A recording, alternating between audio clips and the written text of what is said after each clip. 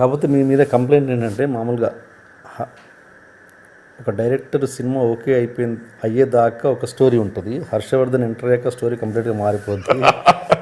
ఏంటి దాంట్లో ఉంది కంప్లైంట్ ఎప్పుడవుద్దంటే అండి, యాక్చువల్ కంప్లైంట్ ఎవరు చేస్తారంటే నాతో వర్క్ చేయని వాళ్ళు చేస్తారు. అంటే అది ఇప్పుడు ఎలా చెప్పాలంటే ఫర్ ఎగ్జాంపుల్ అదే రూల్ ఏం కాదండి. ఇప్పుడు ఫర్ ఎగ్జాంపుల్ డైలాగ్స్ రాయడానికి పిలుస్తారు. నాకు చాలాసార్లు అంటే మెజారిటీ జరిగిన ఎక్స్పీరియన్స్, పిలిచిన తర్వాత నేను వెళ్ళేటప్పటికి అంత డిజైన్ అయిపోయి ఉంటుంది స్టోరీ. ఓకే, అప్పుడు దానికి నేను డైలాగ్స్ రాయాలి. దానికి ఒక ఎక్స్ నెంబర్ ఆఫ్ అమౌంట్ మాట్లాడుకుంటాం. మాట్లాడుకున్న తర్వాత నేను ఆ ఫ్లోలో ఏదైనా సజెస్ట్ చేశాను అనుకోండి, స్క్రీన్ ప్లే పరంగా కానీ ఇది ఇలా చెప్తే బాగుంటుంది, అలా చెప్తే బాగుంటుంది. నచ్చినప్పుడు ఎందుకు చేస్తారు? నచ్చి చేస్తారు. నచ్చి చేస్తున్న ప్రాసెస్లో అది 10% మారుతుందా 100% మారుతుందా అన్నది కన్సిస్టెన్సీ మీద ఆధారపడి ఉంటుంది. దాని తాలూకా పొటెన్షియల్ మనం చెప్తున్నప్పుడు ఆ ఫ్లోలో వెళ్తున్నప్పుడు ఎలా ఉంది అన్న దాని మీద ఒక డెసిషన్ తీసుకుంటారు. అలాగా మారటం తప్పేం కాదు. అంటే దానివల్ల ఎవరైనా నష్టపోతే అప్పుడు కంప్లైంట్ అవ్వాలి. ఇది యాక్చువల్ కాంప్లిమెంట్ కింద తీసుకుంటాను నేను. ఎందుకు కాంప్లిమెంట్ అంటే ఇక్కడ ఫస్ట్ థింగ్ నాకు ఎక్స్ట్రా పేమెంట్ దానికోసం ఏమి ఉండదు. ఓకే నువ్వు ఇంత చేసావు కదా నీకు ఇంత ఇస్తాం అన్నది ఉండదు. ఫస్ట్ అది నా డ్యూటీలా ఫీల్ అయ్యి నేను చేసి దానివల్ల సినిమా సక్సెస్ అయితే అంతకన్నా కావాల్సిందే ఉందండి. కానీ ప్రతి సినిమాకి ప్రతి ప్రాజెక్ట్కి మీరు ఆల్మోస్ట్ 11th అవర్లో ఎంటర్ అయ్యి మిరాకిల్ చేస్తుంటారు. మిరాకిల్ అన్నది అవుతుంది, అయిన ఉన్నాయి, ఫెయిల్ ఒకటి రెండు కూడా అయినాయి. నేను కన్విన్స్ చేయలేకపోయినా. ఎందుకు అప్పటిదాకా మీ పక్కన పెట్టుకుని కూడా గుర్తించరా? నంబర్ ఫస్ట్ నుంచి నాకున్న ప్రాబ్లం ఇది. ప్రాబ్లం అన్నో ఓ సిచ్యువేషన్ ఇది. ప్రాబ్లం అంత కరెక్ట్ వర్డ్ కాదు, సిచ్యువేషన్. ఏంటంటే ఫస్ట్ ఎవరికి నాకు కనిపించడం, పక్కనే ఉంటాను అంటే ఒక లో ఎస్టీమ్ ఉంటుంది. అంటే లో ఎస్టీమ్ అంటే అసలు ఆలోచించరు ఆ దీంట్లో. అంటే ఇక్కడ బేసిక్ ప్రాబ్లం ఏంటంటే అండి, ఒకళ్ళు ఏదైనా పని చేస్తున్నారు.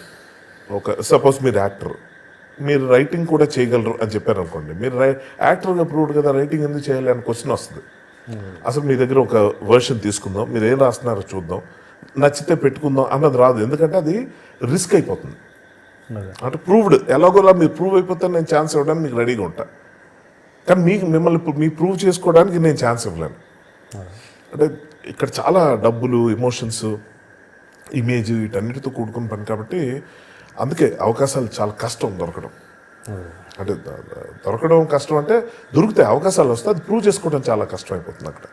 ఎందుకంటే ఒక ఒపీనియన్ ఉంటుంది, ఏం చేస్తాడో చూద్దాం అనుకున్న దగ్గర యాక్చువల్గా మైనస్ జరుగుద్ది. అదే సర్ప్రైజ్ ఎలిమెంట్ కూడా అవుతుంది. ఆవిడ చేస్తాడరా అన్న దగ్గర ఫెయిల్యూర్ కూడా ఉంటుంది. సో ఎక్స్పెక్టేషన్ అన్నది దాని మీద డిపెండ్ అయిన అంశం అండి ఇది. దాన్ని సో 11th అవర్ అన్నది ఏంటంటే ట్రై చేసినంతసేపు చేసి అన్ని రకాలు చేసి ఇంకెవ్వరు దొరక సరే ఉన్నాడు కదా పెట్టే ఏదో ఒకటి చేద్దాం అనుకున్నప్పుడు అన్నీ వర్కౌట్ అయినాయి నాకు. అన్నీ నాకు బెస్ట్ ఆఫ్ ది కాంప్లిమెంట్స్ నాకు మంచు విష్ణు దగ్గర నుంచి వచ్చింది. అన్న ఎప్పుడూ కనిపించినప్పుడు ఒక మాట వాళ్ళ ఫాదర్తో అంటున్నాడు, మోహన్ బాబు గారితో. అప్పుడు పరిచయం అయింది మా ఇద్దరికి. అయినప్పుడు అసలు ఏంటి ఇంత అండర్ రేటెడ్ పర్సన్ మీరు, అంటే యాక్టర్ అని కూడా కాదు, మీరు రైటింగ్ సైడ్ మీరు ఇచ్చినవన్నీ ప్రూవ్ చేసుకుంటున్నారు కదా, బట్ స్టిల్ మీకు ఎందుకు ఆ లైమ్ లైట్ అది రావట్లేదు, ఎందుకు రావట్లేదు? సో ఫర్ మీ లైక్ అది ఆ సక్సెస్ కోషంట్ అది డిఫర్ అవుతుంది అండి పర్సన్ టు పర్సన్కి. నాకేంటంటే సినిమాన ప్రపంచం అన్నట్టు ఉండను నేను. నా పర్సనల్ లైఫ్ నాకు ఉండాలి, నా పర్సనల్ ప్లెజర్స్ నాకు ఉండాలి, నా తిరుగుళ్ళు, హాలిడేస్ అనడం కరెక్ట్ కాదు, బట్ తిరగడం అంటే చాలా ఇష్టం నాకు, ట్రావెలింగ్. సో అవన్నీ ఉండాలి, దానికోసం కొంచెం టైం పెట్టుకుంటాను, అలాంటివన్నీ ఉంటాయి. సో నాకు ఇష్టం, బాగా నచ్చినవి బాగా చేయగలుగుతాం మీరైనా ఎవరైనా.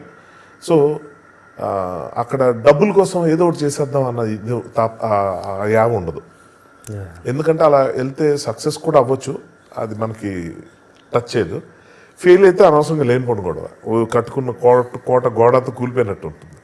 సో మనం బాగా ఇది అయితే బాగా చేయగలం అనుకున్నప్పుడే నేను చెప్తాను. చాలామంది పెద్ద పెద్ద డైరెక్టర్స్ దగ్గర, ప్రొడ్యూసర్స్ దగ్గర ఈ డిస్కషన్ ఇలాగే జరిగింది.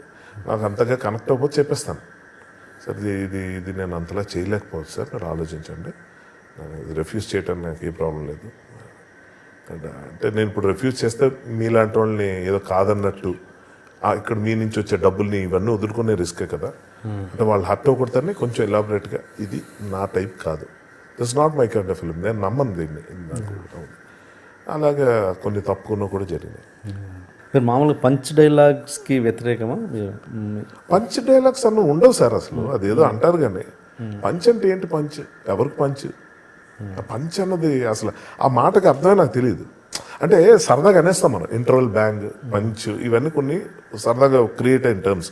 అంటే దో దే ఎగ్జిస్ట్, పంచ్ అనేది ఉంటుంది, పంచ్ డైలాగ్ అనేది ఉంటుంది. పంచుల కోసం ప్రాణాలు తీసుకోవటం అనేది నాకు ఇప్పుడు అలవోకగా జరిగిపోవాలి సార్. అది క్యారెక్టర్లోంచి పుట్టాలి, ఒక క్యారెక్టర్లోంచి ఆ మాట రావాలి. ఇది కలెక్షన్ ఆఫ్ జోక్స్ లాగా, లేకపోతే కలెక్షన్ ఆఫ్ డైలాగ్స్ లాగా ఎక్కడి నుంచి ఏదో తీసుకొని టప చెప్పేయటం, డైలాగ్ చెప్పేయటం వర్కౌట్ అవుతుంది. అలా బతుకుతున్న వాళ్ళు ఉన్నారు సార్. నేను దాన్ని ఐ కాంట్ ఓన్ ఇట్, అంతే. నేను ఓన్ చేసుకోలేను, దాన్ని విమర్శించట్లేదు. నాకు నచ్చవు అవి. త్రివిక్రమ్ గారు రాస్తే వాటిని ఏమంటారు మీరు? త్రివిక్రమ్ గారు రాసే పంచ్ డైలాగ్లా అవి బాగుంటాయి. కలేజా మూవీ అన్నది నాకు పెద్ద షాక్. అసలు ఆ సినిమా ఆడకపోవడం ఏంటి? రైట్, నేను ఒప్పుకుంటాను, నేనే చెప్తాను ఏంటి, అంత విపరీతమైన ఫ్యాన్ నా మూవీకి. నేను ఆ మూవీకి ప్రాబ్లమ్ స్టోరీ లేకపోతే ఇంకేదో ఉంటుంది, ఒక్కొక్కడు చెప్తాడు.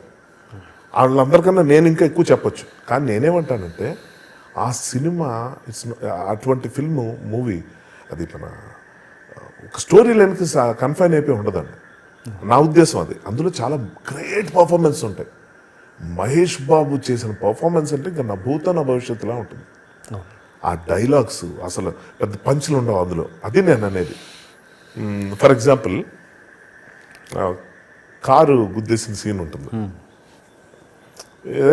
ధైర్యంగా ఉండాలమ్మా, కారు ఏదో గుద్దే ఏమైపోతుందని హీరోయిన్ సపోర్ట్ చేయడానికి, హీరోయిన్ సపోర్ట్ చేయడానికి హీరో కొన్ని డైలాగ్స్ చెప్తాడు. చెప్పినప్పుడు అతను వెనకున్న కారు ట్యాక్సీ గురించి చెప్తే నా కారు అంటే ఇదా అని అర్థమైపోయిన తర్వాత అక్కడికి వెళ్ళి కారుని చూసి ఏడుపు వచ్చేస్తుంది. అసలు ఏం పంచి ఉంది అందులో అంటే నేను అదే అంటున్న, క్యారెక్టర్ నుంచి రావాలి. ఇప్పుడు గిరిధర్ ఒక క్యారెక్టర్ చేశాడు అందులో, ఒకటే సీన్. గిరిధర్కి నేను అదే చెప్తుంటా, భయ్యా నీ చాలా లక్కీ ఫెలో, నువ్వు ఆర్టిస్టుల్లో నీలాగా ఒక్కొక్క సీన్లో వస్తుంటాడు. కొన్ని సినిమాల్లో త్రివిక్రమ్ గారికి ఆల్మోస్ట్ ఉంటాడు. ఆ ఒక్క చేసిన పేలుతూ ఉంటుంది. ఎంత కబుర్లు చెప్పి ఏంట్రా రేపు చేసేద్దాం చూస్తున్నావు హీరోయిన్ని, అది ఇదని మహేష్ బాబు మీద ఎక్కిన తర్వాత మహేష్ బాబు ఏదో రియాక్ట్ అవబోతుంది, టక్మని వెనకెళ్ళిపోయి ఆ దేవుడనే కూడా ఉన్నాడు రా సంగతి చూసుకుంటే. ఇది పంచ్ డైలాగ్ కాదండి, అంటే punch for the sake of punch కాదు. ఇవన్నీ మనకి ఆ సినిమా అంటే కుప్పలు తెప్పలండి. For more videos, please subscribe to iDream. And more videos, please subscribe to iDream Media. Please do subscribe to iDream. iDream అంటే నా కళల ఛానల్ను సబ్స్క్రైబ్ చేసుకున్న నోరు తిరుగుతలేదు, మీరైతే గంట గుర్తు కొట్టండి.